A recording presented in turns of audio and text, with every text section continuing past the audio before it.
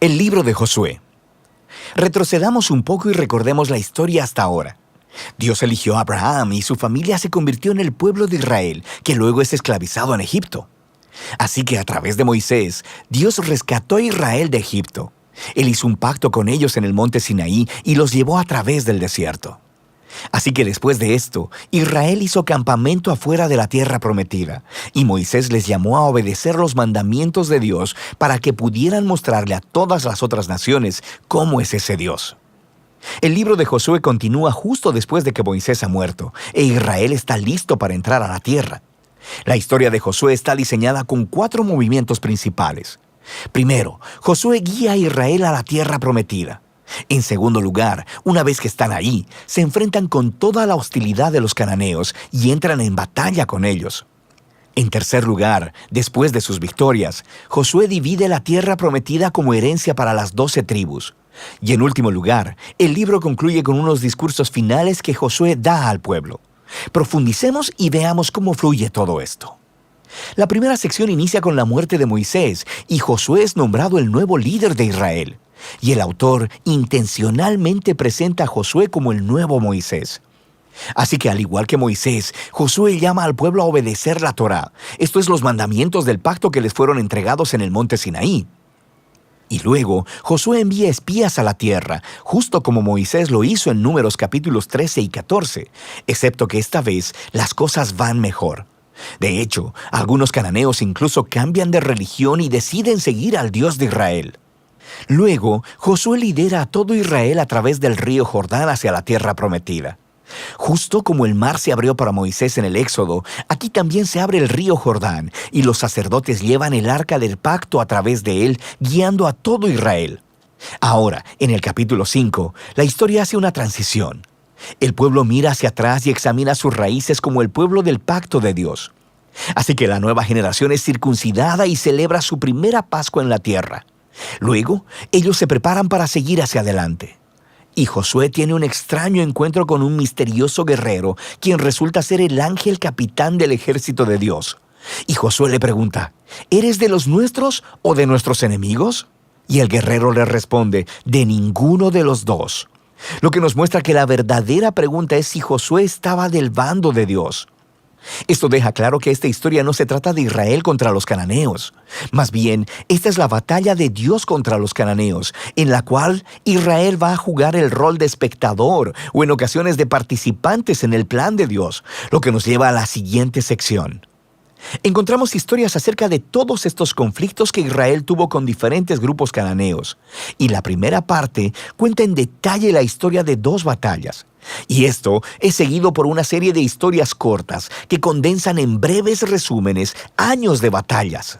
Entonces, las primeras 2 batallas son contra Jericó y contra Ai, y estas ofrecen una imagen contrastando la fidelidad de Dios contra el fracaso de Israel. En Jericó, Israel debe tener un enfoque completamente pasivo. Así que permiten que la presencia de Dios en el arca los dirija alrededor de la ciudad durante 6 días. Y justo como Rahab se volvió al Dios de Israel, tal vez el pueblo de Jericó haría lo mismo, pero no lo hacen. Así que en el 7º día, los sacerdotes tocan las trompetas y los muros caen, produciendo la victoria de Israel. El punto de la historia es que Dios es quien librará a su pueblo. Israel solo necesita confiar y esperar. Ahora, en la siguiente historia de la batalla en Ai, se señala el punto opuesto. Hay un israelita llamado Acán, y él roba de Jericó algunos de los objetos preciosos que solo le pertenecen a Dios, y también miente sobre ello. Esto es algo bastante absurdo después de lo que Dios acaba de hacer por Israel. Así que Israel empieza su batalla con la ciudad de Ai y son completamente derrotados. E Israel obtiene la victoria solo después de arrepentirse con humildad y de lidiar severamente con el pecado de Acán. De manera que estas 2 historias son colocadas juntas para señalar un punto importante. Si Israel va a heredar la tierra, deben ser obedientes y confiar en los mandamientos de Dios. Ellos no recibirán un trato especial. La segunda parte de esta sección comienza con los Gabaonitas, un pueblo cananeo. Y ellos hacen justo lo que Rahab hizo, volverse al Dios de Israel y hacer paz con Israel. Esto contrasta con los otros reyes cananeos, quienes empiezan a hacer alianzas y coaliciones porque quieren destruir a Israel. Así que Israel lucha contra ellos y los vence aplastantemente. De manera que toda esta sección termina con una lista que resume todas las victorias de Moisés y de Josué. Ahora, detengámonos un momento, porque es probable que te molesten estas historias y la violencia que ellas contienen. Y si eres seguidor de Jesús, no podrás evitar preguntarte, ¿no dijo Jesús que amarás a tus enemigos? ¿Por qué aquí Dios está declarando la guerra? Primero, ¿por qué los cananeos? Las razones principales se nos dan con anterioridad en la historia bíblica. Porque la cultura de los cananeos se había vuelto moralmente corrupta en extremo, especialmente con respecto al sexo. Mira Levítico capítulo 18. Además, también practicaban ampliamente el sacrificio de niños. Mira Deuteronomio capítulo 12. Dios no quería que estas prácticas influenciaran a Israel, así que los cananeos debían ser destruidos, lo cual genera una segunda pregunta. ¿Ordenó Dios realmente la destrucción de todos los cananeos, algo así como un genocidio? A primera vista, esa es la impresión por las frases utilizadas en estas historias. Los destruyeron por completo, no dejaron sobrevivientes ni nada que respirara. Pero si das un segundo vistazo más de cerca, te darás cuenta de que estas frases son claramente una hipérbole y no literales. Así que regresa a los mandamientos originales sobre los cananeos en Deuteronomio 7. Primero se le dice a Israel que expulsen a los cananeos y luego que los destruyan totalmente. Y estas instrucciones están seguidas de mandamientos sobre no casarse ni hacer negocios con ellos. No puedes casarte con alguien que has destruido, así que ya entiendes el punto. La misma idea aplica a las historias en Josué. Míralas de cerca. Por ejemplo, se nos dice en Josué capítulo 10 que Israel no dejó ningún sobreviviente en las ciudades de Hebrón o de Bir. Pero luego, en el capítulo 15, vemos que estas ciudades todavía están pobladas de cananeos. Así que lo que vemos es que la narrativa de Josué cuadra bien con otros registros antiguos de batallas al utilizar lenguaje hiperbólico y no literal como parte de su estilo narrativo.